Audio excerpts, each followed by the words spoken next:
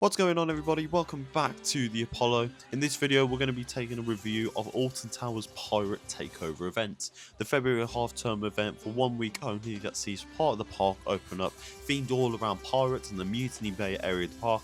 We're going to be taking a look at what's offered in this event for 2026, my thoughts and opinions on the actual event itself, and what I think we could see going forward for 2027. So if you're going to enjoy this video, please leave a like, subscribe to the channel, and without further ado, let's get straight into it. So then, Alton Towers Pirate Takeover, the February half-term event that takes place from the 14th of February to the 21st of Feb. So 1 week of entertainment and fun for all ages going to Alton Towers Resort. Now, this event's been taking place since 2021. Every year since then, it's grown bigger and bigger. The theming's gotten a lot better. There's a lot more opportunities for attractions and just general experiences to open. And we see a lot more being offered for the general public, and the point where, you know, we're just starting to come towards the end of the closed season in UK theme parks. Obviously, some parks open early, some parks will open later.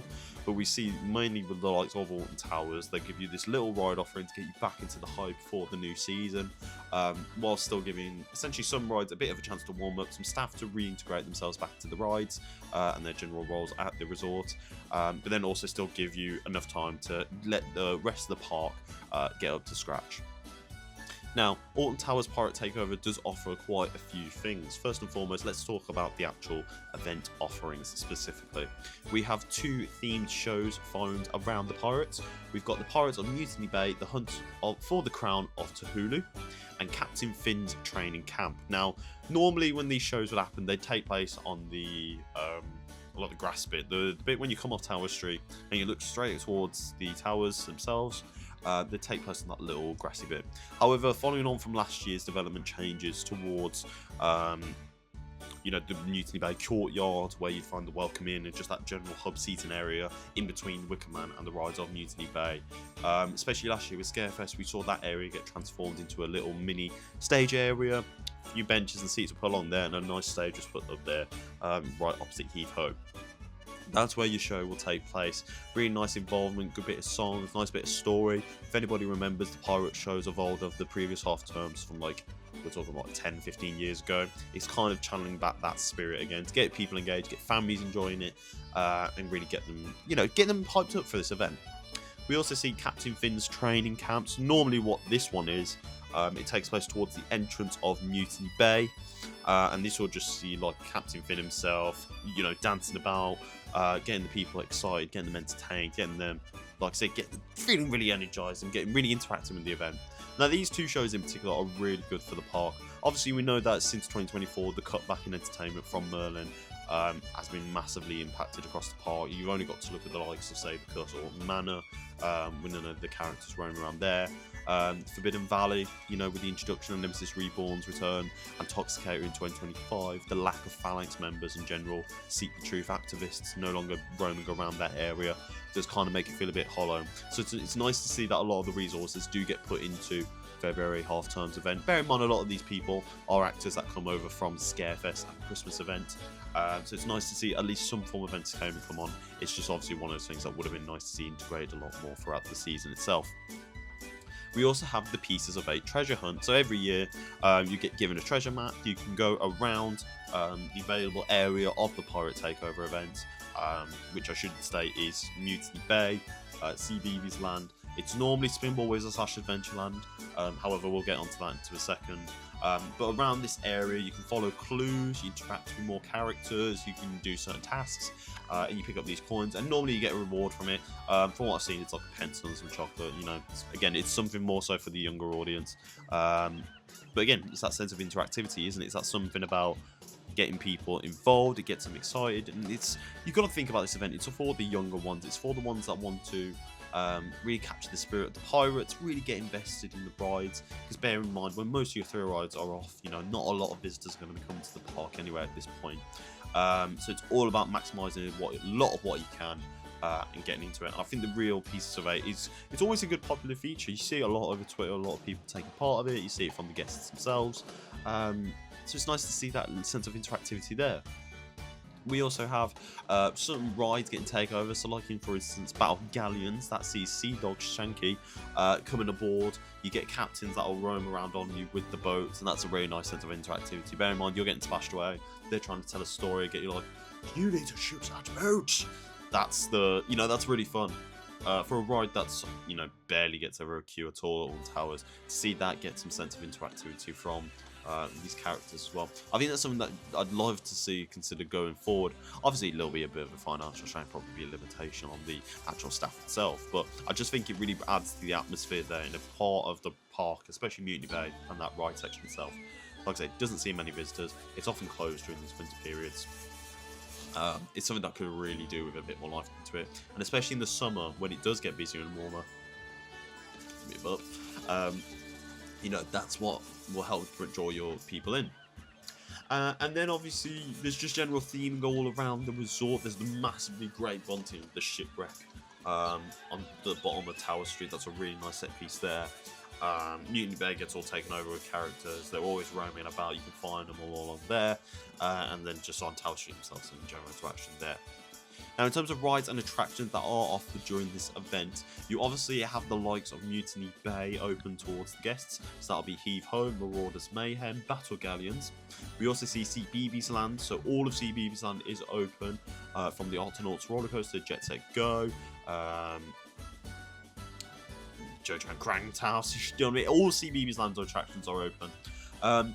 But probably the most interesting that's come out of this, and probably one of the reasons to talk about it today, the main thrill attractions that are normally offered for this event. Now, every year it's always Spinball Wizard. It's closest ride to the park entrance. It's the easiest of thrill ones. It's only a 1.2 height limit with it being a lap bar restraint. General throughputs are decently okay because they can run so many cars on them. However, this year it did not open. A lot of speculation was going on about being icy conditions, not being like the weather for it. Having spoken to some employees, I do know the full reason, but I'm not going to reveal it because confidentiality. But all I will say is it's not ice. It's a little bit more seasonal around. That much so that we saw Wickerman opening. Now, this is something that people have been crying out for ages. You've just got to look at the queue times that we saw in CBeebies Land for the likes of Octonauts, 65 minutes. You've seen these popular rides getting so lengthy times, and you're sitting there thinking, why can't Alton Towers just open up a major thrill roller coaster? Bear in mind, Wickerman is in the Mutiny Bay area. It's of the same distance from the resort entrance as is Spinball Wizard. So it really does make you sit there and think, why haven't they opened this for years? You can see the business of the park, you can see the demand for it, and I think they kind of learned that way. It's with Spinball Wizard getting closer and closer to the event not opening, but seeing the likes of Wickerman being highly sought after. It's a great thrill ride. It's a 1.2 height limit as well. Yes, it's a bit more intense, and the theming of it will be a little bit darker than you'd find on Spinball Wizard. But bear in mind, this event isn't just for the kids, it's for everybody. You've got parents going there, there's actual adults on their own that just go for the general vibe and aesthetic of it. So I think offering something like Wickerman was a really smart move. Obviously, it kind of came birthed out of the idea that Spinball Wizard wasn't going to be open for the rest of the week, and quite frankly, would have really severely impacted the ride availability. The Wickerman opening from, I believe, Friday midday. I was there on park for induction, and we saw that reopen at the point, and it was as low as 5-minute queue time. Obviously, the weather wasn't massively great with the rain and that, but even still, for 5 minutes, I wouldn't have passed it. I would have gone on it instantly. So I think that's a really smart move. And then obviously, like I said, with CBeebies Land open, not only does that mean Octonauts will still have some availability there, but we also know that Bluey the Ride is coming along very well. There's obviously been a lot of testing for it in recent days. It obviously gives you the opportunity to go and view that and see what that's going to be looking like for the new season. Obviously we can look at that and say it's going to be there for next year if the event does continue on in 2027.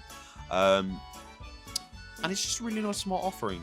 Like I said, Wickerman, it's a great thrill intense roller coaster at a 1.2 height limit with the lap bars. Yes, the theme is a little bit darker and may put some of the younger children off, but you've got to think, like I said, it's an event for everybody. So when everyone of all ages gets to experience these rides, bear in mind, let the kids have their fun in CBeebies and Mutiny Bay, and then let the adults or the thrill seekers go and have some fun on Wickerman with that lower queue of 5 minutes as well. I think it's a no-brainer for it to be open.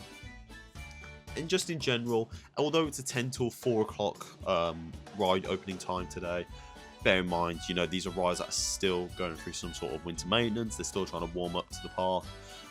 You know, CB Plan's going to have a lot of work on it anyway, with Blue the Ride coming soon. I just think it's one of those events that does so well for the park. It's a really nice addition, just to see, like I said, gets people back into that idea of being excited for it. And it just, you know, builds that anticipation for the new season. Even though offering wise, we're not going to see as much as we'd like to over the past 3 years for Alton Towers.